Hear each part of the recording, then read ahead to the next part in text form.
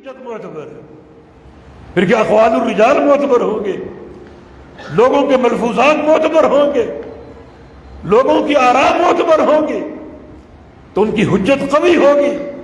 اور کوئی دنیا کی طاقت ان کی حجت کو نقصان نہیں پہنچا سکے گی، ان کی حجت اور دلیل کو کمزور نہیں کر سکے گی۔ امام شافعی رحمہ اللہ کا قول ہے، من طلب الحدیث فقط قویت حجتہ، جو حدیث کا طالب ہے اور حدیث کا عالم ہے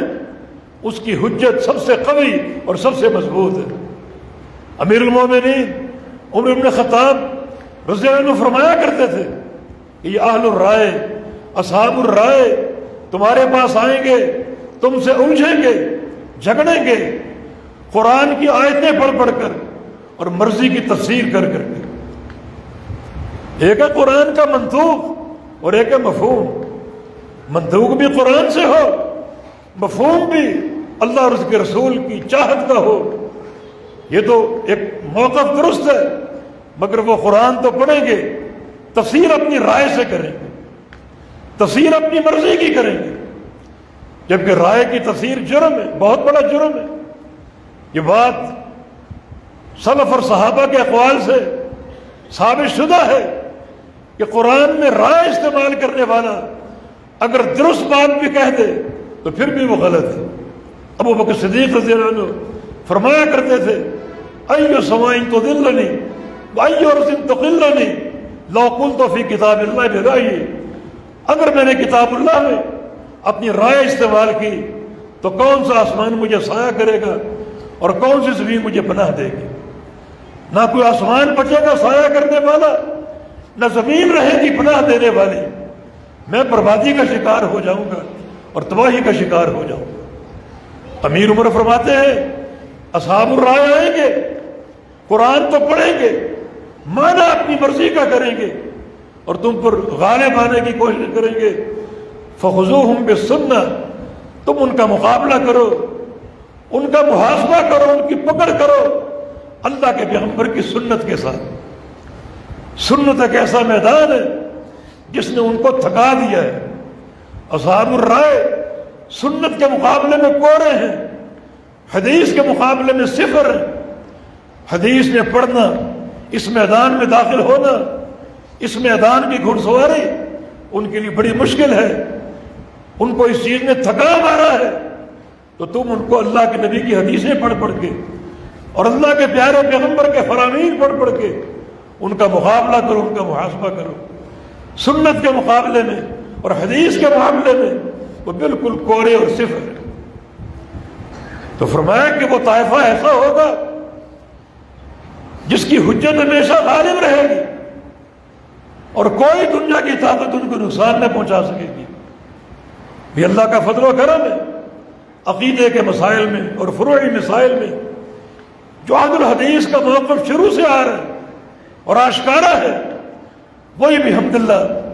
بڑی قوت کا حامل ہے، کیونکہ وہ سارے مواقف یا کتاب اللہ کی بنیاد پر ہیں یا پیارے پیغمبر کی سنت کی بنیاد پر، اور باقی طوائف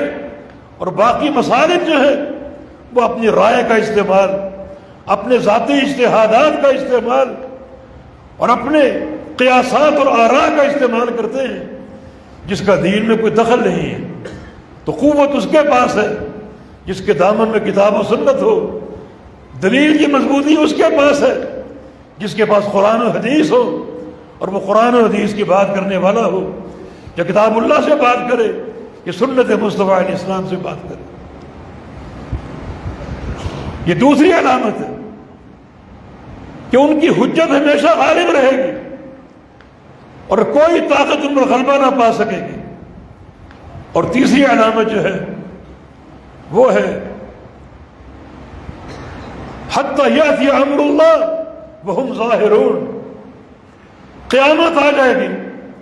اور وہ ظاہر رہیں گے۔ ظاہر کے دو معنی، ایک معنی غلبے کا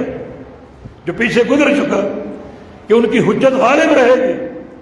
قیامت کے قائم ہونے تک۔ قیامت سے مراد کیا ہے؟ قیامت تو برے لوگوں پر قائم ہوگی۔ نبی علیہ السلام کی حدیث ہے لا تقوم الساعة الا علی شرار الناس یا الا علی حثالۃ من الناس، کہ قیامت قائم ہوگی انتہائی برے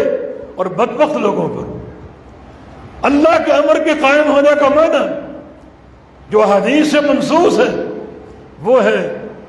جب اللہ کے نیک بندے ہوں گے، عقیدے والے ہوں گے اور پکے منہج والے ہوں گے، کتاب و سنت کے حاملین ہوں گے، اور اللہ قیامت کا فیصلہ فرمائے گا تو قیامت کے وقوع سے پہلے ایک ہوا چلے گی شام کی طرف سے اور یمن کی طرف سے، بڑی لطیف ہوا، بہت ہی پرسکون ہوا، اور وہ ہر نیک بندے تک پہنچے گی، اور اس ہوا سے اس نیک بندے کی موت واقع ہو جائے گی، حتیٰ کہ وہ نیک بندہ نبی علیہ السلام کے فرمان کے مطابق کسی پہاڑ کی غار میں ہو جہاں ہوا داخل نہیں ہوتی، مگر وہ ہوا وہاں بھی داخل ہوگی اور اس نیک بندے تک پہنچے گی جس سے آرام سے اس کی موت واقع ہو جائے گی، اور اس طرح سارے صالحین، سارے اہل عقیدہ اس ہوا کی بنا پر فوت ہو جائیں گے۔ اس کے بعد زمین پر جو لوگ باقی بچیں گے وہ شرار الناس ہوں گے، بدبخت لوگ ہوں گے، بد عقیدہ لوگ ہوں گے، ان پر قیامت قائم ہوگی۔ انہیں دیکھ کر اللہ کو غصہ آئے گا، اللہ کا غضب ان کو دیکھ کے ابھرے گا، اور پھر یہ ٹوٹ پھوٹ، یہ زلزلہ اور ستاروں اور چاند اور سورج کا بے نور ہو جانا، پہاڑوں کا اڑنا، آسمانوں کا ٹوٹ جانا، یہ اللہ کے غضب کی نشاندہی ہے، کیونکہ زمین پر سارے مشرک، بدعتی اور بدترین قسم کے لوگ باقی بچیں گے۔ تو اللہ کا امر آ جائے گا، یعنی وہ ہوا چلے گی شام کے یمن کی، اس وقت تک یہ لوگ غالب رہیں گے اور ان کی حجت غالب رہے گی۔ اور ظہور کا ایک معنی ان کا کھلم استطار کے مقابلے میں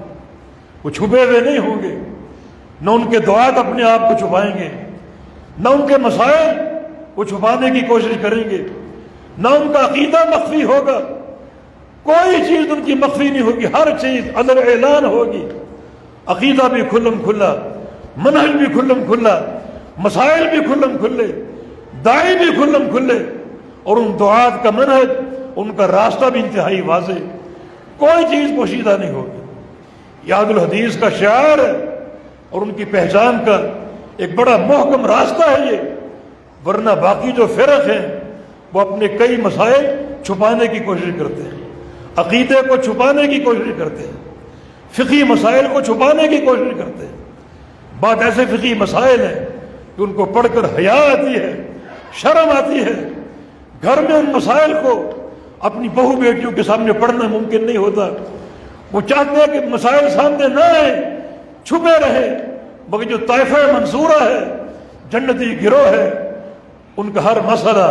ان کا عقیدہ، ان کی فقہ، ان کے احکام، ان کے معاملات سارے کے سارے ظاہر ہوں گے، کھلم کھلا ہوں گے، لوگوں پر عیاں ہوں گے، ان کے دعات بھی کھلم کھلا ہوں گے، کسی طرح بھی ان کے عقیدہ میں اور ان کے مسلک میں کوئی باطنیت نہیں ہوگی۔ باقی تمام مسالک میں باطنیت ہے، اور دنیا کے گروہ اپنے کئی مسائل کو چھپانے کی کوشش کرتے ہیں، اور کئی جماعتیں تو ایسی ہیں جو کسی دوسرے غیر کو داخل نہیں ہونے دیتے تاکہ ان کے مسائل منکشف نہ ہو جائیں، مگر وہ طائفہ منصورہ، اس کی علامت یہ ہے کہ ہر مقام پر ہر دور میں وہ موجود ہوں گے، حق پر قائم ہوں گے، حجت ان کی غالب ہوگی، اور وہ ظاہر ہوں گے، کھلم کھلا ہوں گے، کوئی مسئلہ چاہے وہ فقہی ہو، اعتقادی ہو، وہ پوشیدہ نہیں ہوگا بلکہ ظاہر اور عیاں ہوگا اور بالکل واضح ہوگا، کسی شے کو چھپانے کی وہ کوشش نہیں کریں گے، اور نہ کوئی داعی چھپا ہوگا، ان کا منہج بھی صریح ہوگا، راستہ بھی صریح ہوگا اور دعوت بھی صریح ہوگی۔ اور یہ صراحت اور یہ وضاحت اور یہ کھلم کھلا ہونا کب تک رہے گا؟ جب تک اللہ کا امر نہ آ جائے، یعنی وہ ہوا نہ چل پڑے جس سے صالحین آہستہ آہستہ ختم ہو جائیں گے، اس وقت تک یہ قائم بھی رہیں گے، موجود بھی رہیں گے، کھلم کھلا بھی رہیں گے، واضح بھی رہیں گے،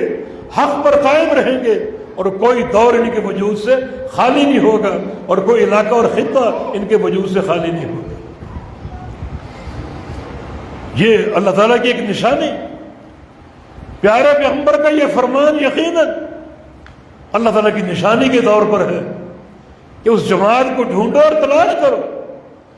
اگر واقعی طلب حق میں مخلص ہو، اور اگر مخلص نہیں ہو،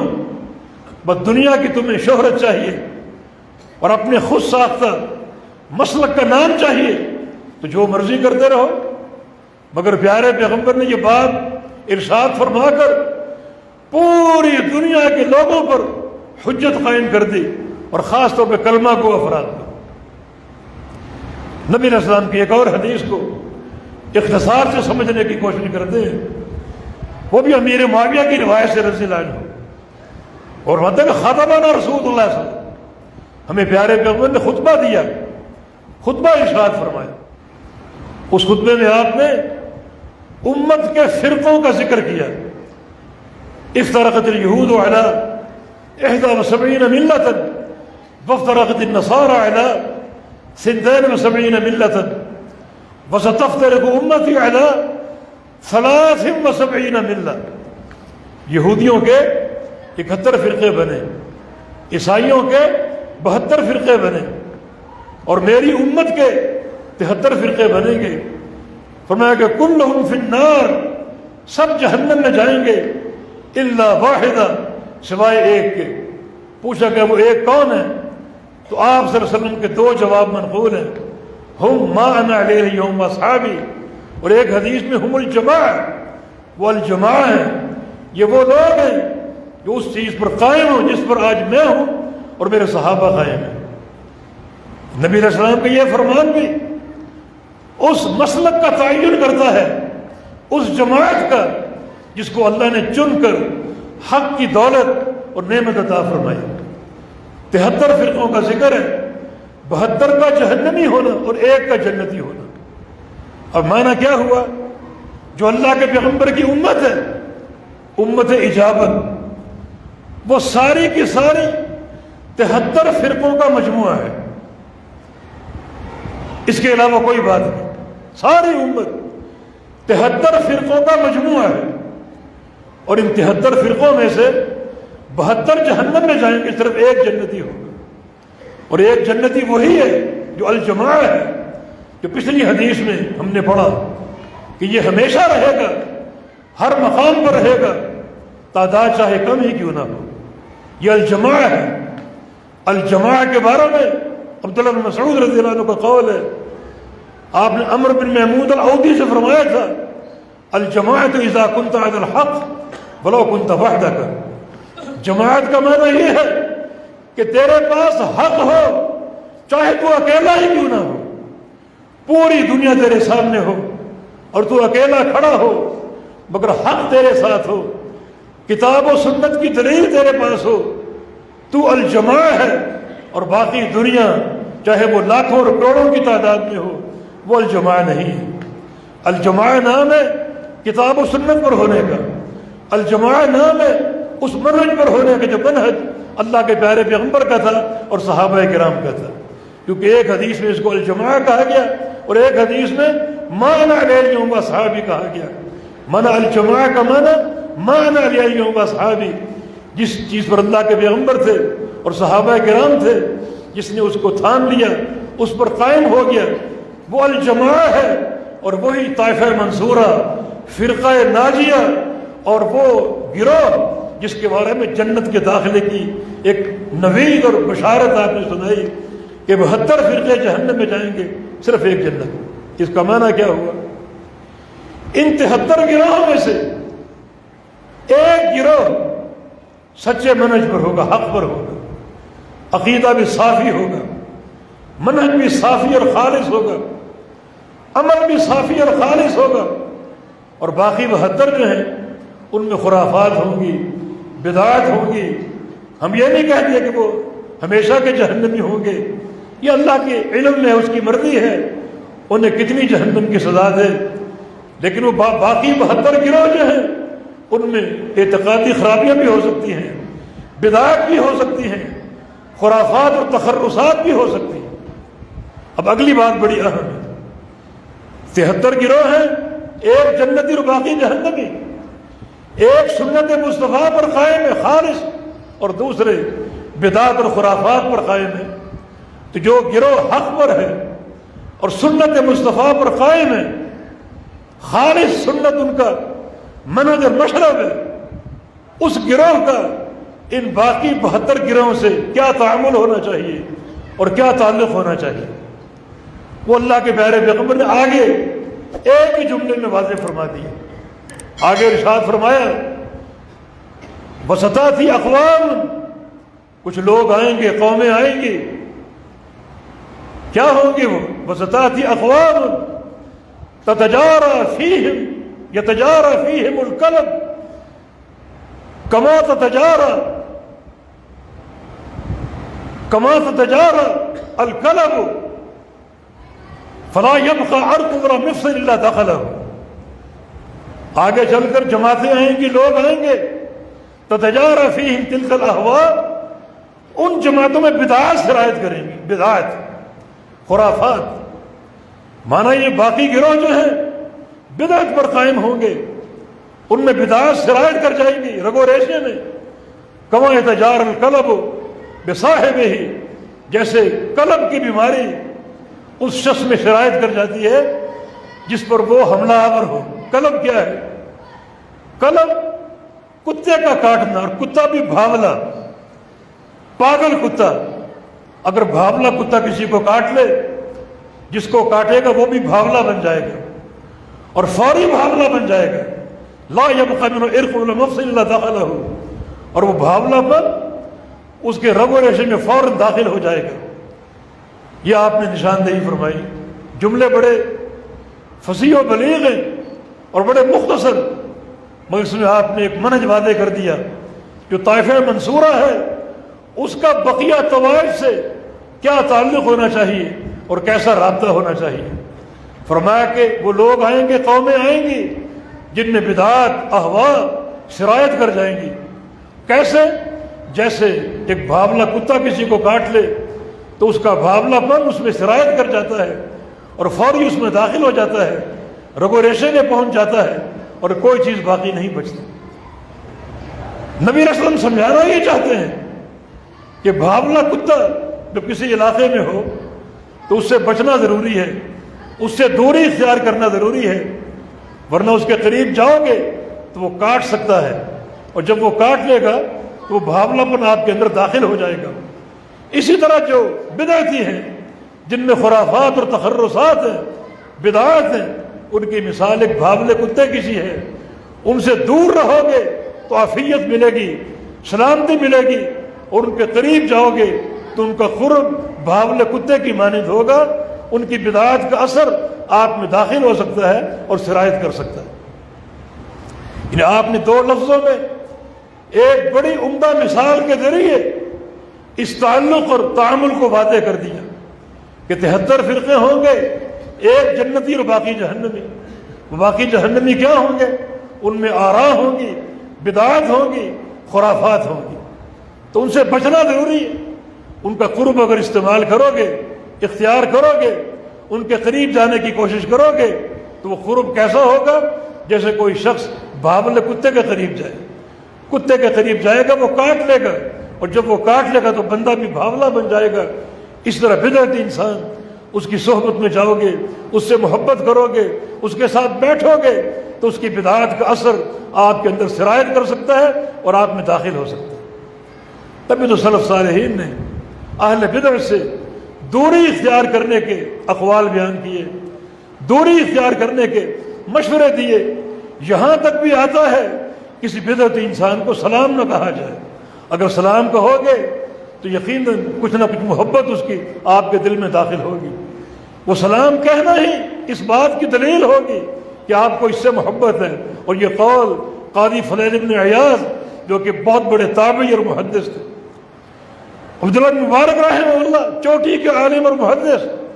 ان کی ایک دعا ہے، اللہم لا تجر علی یدم من اہل البدع، اے اللہ کسی بدعتی انسان کا مجھ پر کوئی احسان نہ ڈالنا، ایسا نہ ہو میری زندگی میں کہ مجھ پر کوئی بدعتی انسان مجھ پر احسان کر دے، اس احسان کی بنا پر اس کی محبت میرے دل میں داخل ہو جائے گی۔ ایسی کوئی نوبت نہ آئے کہ ایک بدعتی انسان مجھ پر احسان کر ڈالے، ورنہ اس کی محبت میرے دل میں سرایت کر جائے گی اور داخل ہو جائے گی۔ یہ سلف صالحین کا موقف اہل بدعت کے حوالے سے کس طرح ان سے دوری اختیار کی۔ سلیمان التیمی صحیح بخاری کے راوی ہیں، جب ان کی موت کا وقت آیا رو پڑے۔ لوگوں نے پوچھا کیوں رو رہے ہو؟ تو جواب دیا گناہ کو یاد کر کے رو رہا ہوں۔ کیا گناہ ہے؟ فرماتے ہیں کہ وہ گناہ یاد کر کے رو رہا ہوں، مجھے ڈر ہے کہ اللہ اس گناہ پر میرا حساب نہ لے لے۔ اور وہ گناہ کیا ہے؟ مررت علی مبتدع فسلمت علیہ، ایک بار ایک بدعتی انسان کو سلام کر بیٹھا، اب مجھے رونا آ رہا ہے، ڈر ہے کہ اللہ تعالیٰ مجھ سے پوچھ نہ لے کہ تجھے میں نے سنت دی، حدیث دی، محدث بنایا اور تو نے ایک بدعتی انسان کو سلام کہہ دیا، اپنے مقام سے گر گیا۔ تو علماء سلف کے بے تحاشا اقوال موجود ہیں۔ بارکہ یہ دو حدیثیں بحمدللہ مسلک اہل حدیث کی صداقت اور حقانیت کا بڑا واضح ثبوت ہے۔ اور دوسری حدیث میں جو اہل حدیث ہیں، اہل السنہ ہیں، اللہ کی وحی کے حاملین ہیں، ان کا تعامل اللہ کے پیغمبر نے ایک مثال سے ہم کو سمجھا دیا، اور وہ یہی ہے، خلاصہ یہی ہے کہ آپ کسی بدعتی انسان کا قرب اختیار نہ کریں۔ ان کی محبت یا ان کے قریب بیٹھنا یا ان کی مودت یقیناً تباہی کا باعث ہو سکتی ہے۔ جیسے کوئی شخص بھاولے کتے کے قریب جائے اور وہ ڈس لے تو وہ بندہ بھی بھاولا ہو جائے گا اور اس کا اثر اس کے اندر سرایت کر جائے گا۔ تو اللہ تعالیٰ ہمیں اس پورے تعامل میں جو سلف صالحین کا تعامل تھا، جو اللہ کے پیارے پیغمبر نے ہم کو سمجھایا، پوری طرح عمل کرنے کی توفیق عطا فرما دے۔ اللہ ہمیں سنت کی محبت عطا فرما دے، اپنی وحی کے حاملین بندوں میں شامل اور داخل فرما لے، اور اللہ رب العزت ہم سب سے راضی ہو جائے، ہمارے گناہوں کو معاف فرما دے، اور اللہ تعالیٰ ہمیں توفیق دے کہ ہمارا عقیدہ، عمل، منہج، خلق اور سیاست یہ سب کا سب کتاب و سنت کے عین مطابق ہو۔ اقول قولی ھذا واستغفر اللہ لی ولکم وآخر دعوانا ان الحمد للہ۔